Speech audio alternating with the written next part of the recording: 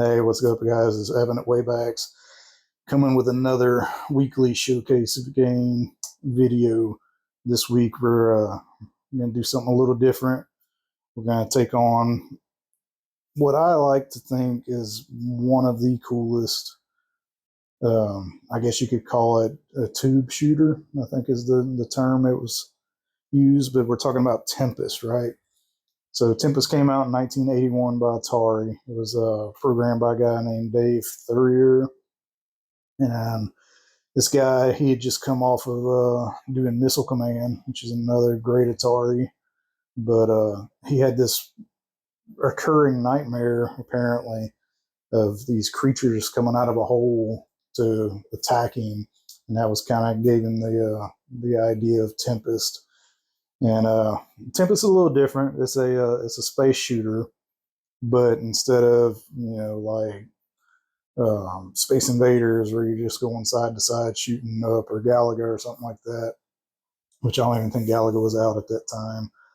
But it's kind of like a top-down view, and you're on these different shapes, right? These grids, and you're shooting downwards to these creatures or aliens or spaceships. Nobody really knows what they are, but the enemies, they're coming up towards you, and you got to blast them.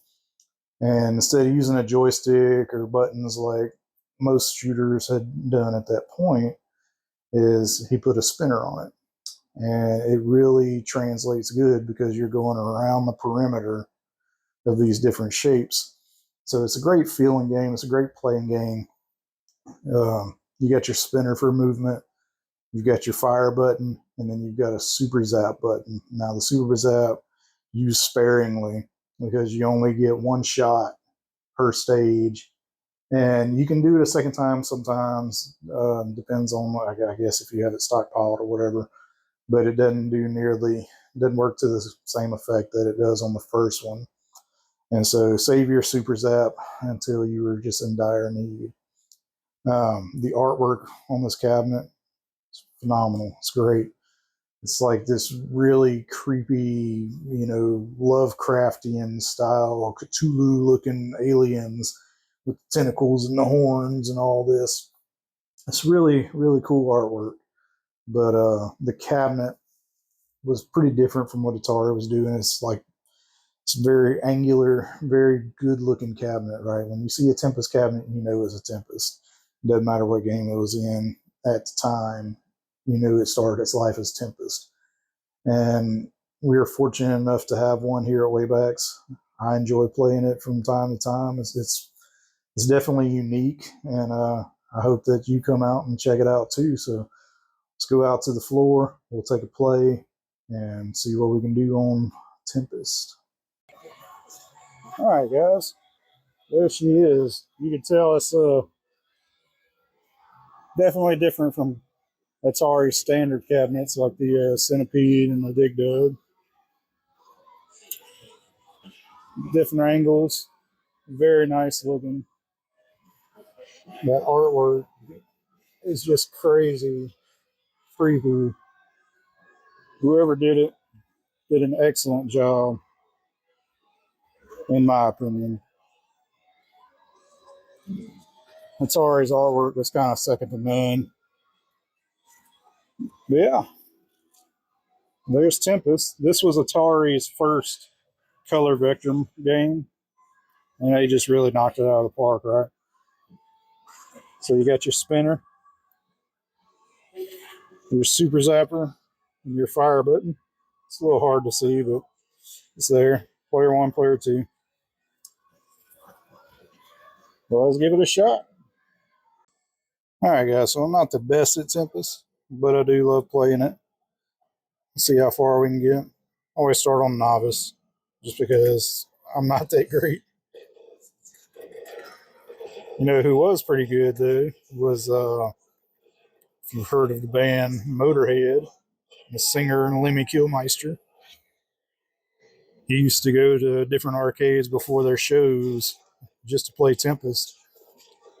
One time he got, I think, 2 of the 3 top scores at this one barcade he went to.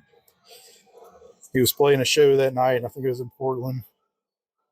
But he was feeling so good after playing Tempest that he invited the entire arcade, everybody in it, and gave them tickets to go see the Motorhead show that night. Pretty cool.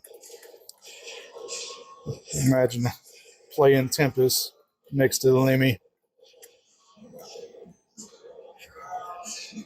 I'm sure he was much better at it than I am. But the goal is pretty simple, right? So take out all the enemies, make your way around the cones. These little green dudes, you will ram into them. The spikes. Yeah, see there, avoid spikes. They will destroy you on the way out. I want to say there's like 16 different shapes as far as the levels go. And once you get through all 16 stages, I think it changes colors and gets much harder. As you can see, I'm not that great. We'll try it one more time. Let's just, for the giggles, we'll go all the way to 9 because it won't let us change to 11. See how far I can get wiped out on the hard setting, which that's a pretty cool thing too, right? Like not many arcades let you pick your difficulty. It's kind of a commonplace these days with console games, but arcades is kind of unheard of, right?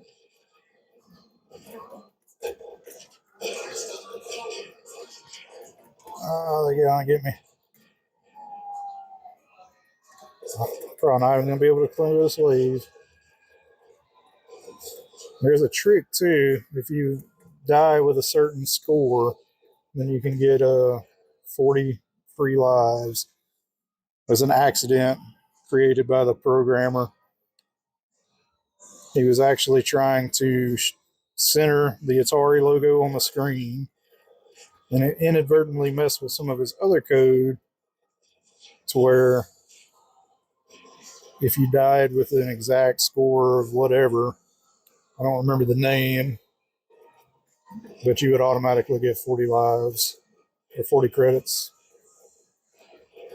It was actually talked about in the book Ready Player One, which if you haven't read that book, I highly recommend it. Very good book. But for now, we're trying to save the galaxy from the Cthulhu. At least that's what I think. I don't think they ever really wrote a backstory for Tempest, which is a shame because the artwork's so cool. It just begs for a backstory, right? They got me. It's such a unique game. There's not really many that could be comparable. They did make Tempest 2000 for the Atari Jaguar, and that was its most popular game ever on that platform. It's a pretty short-lived platform, unfortunately, but it just came out at the wrong time.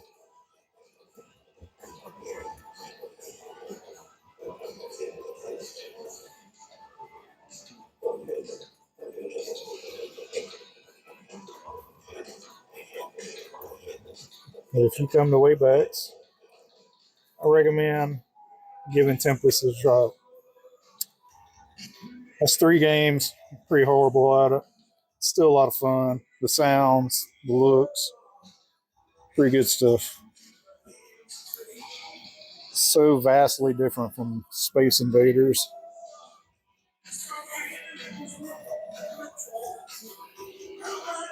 The Space Invaders was an inspiration for this game too.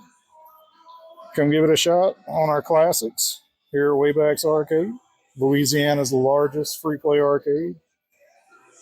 And we'll catch y'all in the next week's video, guys. Later. Where we're going, we won't need eyes to see.